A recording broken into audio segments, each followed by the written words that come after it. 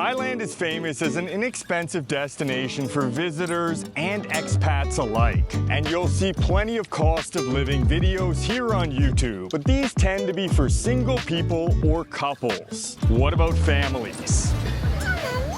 I'm Cal. I've been living in Thailand for nearly 10 years, and I have a small family here with my 4-year-old son and girlfriend. And in today's video, I'm going to cover the cost of living for my family. And let me know in the comment section, how does my cost of living compare with yours, either here in Thailand or in your home country? Let's get started with one of the single biggest and most complicated expenses that families will face here in Thailand: education. As an expat, you have 3 different options when it comes to education, and the costs and quality differ significantly. First, your kids can attend public school in Thailand, and it's very inexpensive with only a nominal fee for foreigners. And it's free for Thai citizens, and that would include my son as he's half Thai. But the language of instruction is in Thai. This isn't ideal, and this was never an option for me. Your second option is private bilingual schools. This is a common option for expat families with children of mixed heritage. The language of instruction is generally a mix of Thai and English, and tuition ranges from 50,000 to 150,000 baht per year depending on the school. Finally, you have full international schools. The language of instruction is generally English, although you'll find French, German, Japanese, and Chinese schools as well. And the curriculum is aligned with Western standards that focus on problem solving and critical thinking. But they're expensive, starting at around 300,000 baht per year all the way up to over $1 million. And this is the first expense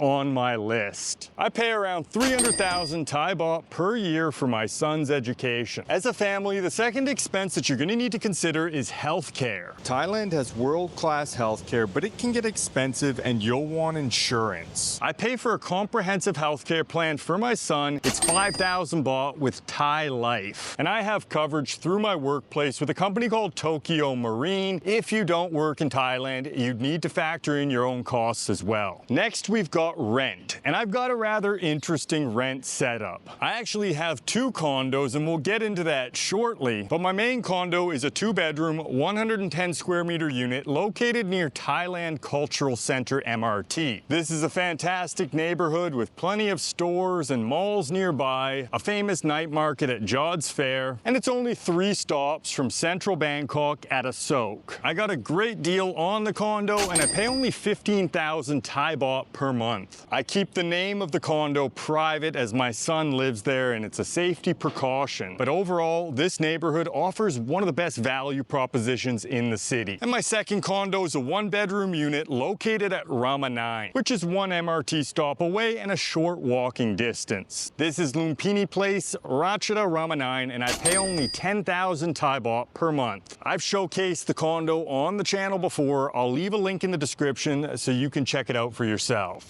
But this is where I do all my editing. It's my home office. 2 condos for just 25,000 baht per month. It's not a bad deal. But there's another reason that I have 2 condos. I also have a nanny who helps take care of my son. It's actually my aunt. She comes by a few days a week, sometimes for a half a day, sometimes for a full day. For the part-time work, I give her 10,000 Thai baht per month, and having the 2 condos allows me to escape, get some work done. She can relax at the condo. Nobody's on top of each other. This is a big benefit to living in Thailand, where spaces are very affordable. But if you have a family, you can normally hire a full-time nanny for between 15,000 and 25,000 Thai baht. You can find great nannies in Facebook groups. Often they come from neighboring Myanmar, as there's been a lot of workers and refugees that left the country due to the civil war. I've considered moving into a larger house, but it would complicate things a lot, as my aunt lives in the same building currently. If it works, it works. And for both condos, the total utility costs come to around 3,000 baht per month. This is mostly the air conditioning bills, which are very inexpensive in Thailand. And it also includes water, which is literally a few dollars per month. And both condos have internet, Netflix, Disney Plus, And of course, I pay for a cell phone. The added telecommunication costs are about 1,000 baht per month. Let's talk food. Archie's still quite young and he doesn't eat that much, but I know this budget will go up with time. For groceries, I normally focus on healthy foods. I buy chicken, beef, steak, salmon, plenty of fresh fruits and vegetables, and a lot of coffee.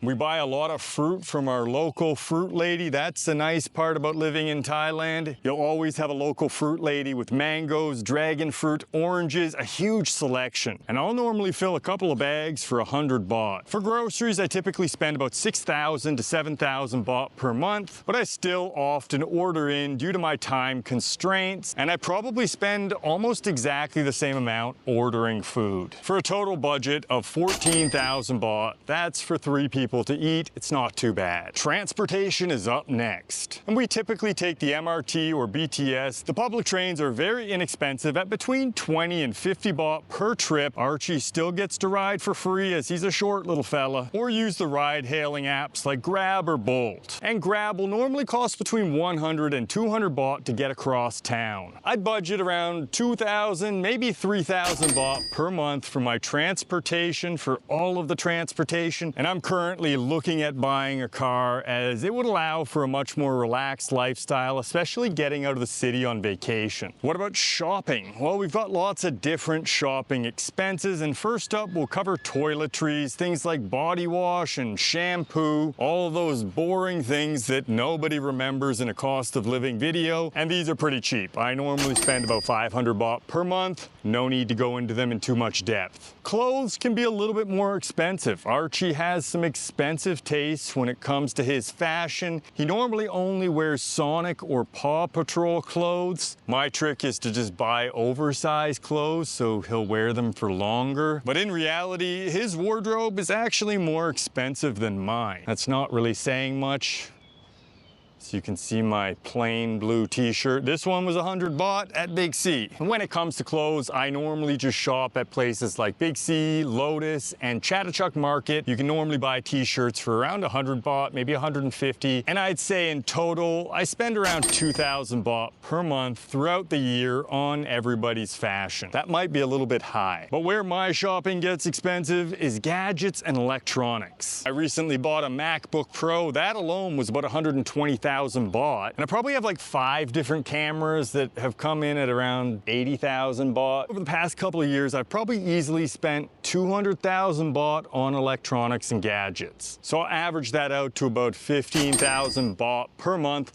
But these are probably not going to be consistent expenses. Next up, entertainment. And this is another variable expense that I'm going to try to average out to a monthly rate. Bangkok has great free activities for children. I'm here in the park right now. They've got parks all over the center of the city, and if you've got kids, you're going to want to be near a park. Otherwise, it's a bit of a concrete jungle. But you'll also find plenty of events at local malls on almost any given weekend. And there are great kids play areas, Harborland, Kidzuna. Normally entry will be around 200 to 400 baht, and we also tend to go out at least once or twice a month to a Japanese buffet restaurant, and that'll cost about 1,500 baht per visit. My total entertainment budget is probably around 6,000 baht per month. Next up, we've got travel. And this is a highly variable expense. We've got a few smaller trips. We just went to Pattaya for the weekend, and we stayed at a beautiful 5-star hotel called the Mirage. It's got a water park inside of it.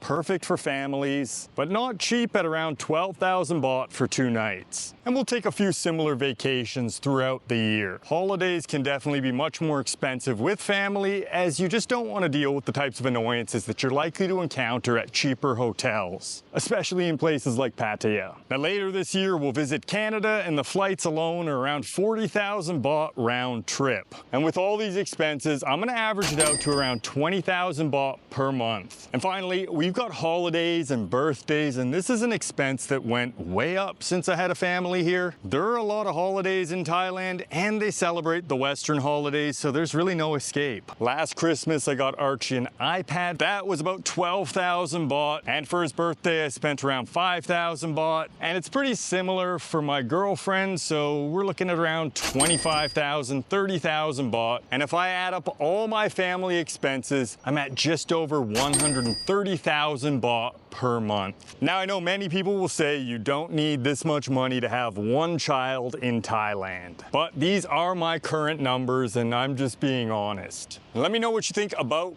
my cost of living here in Thailand, how it compares with your costs, whether you're in Thailand or in your home country, and whether it surprised you.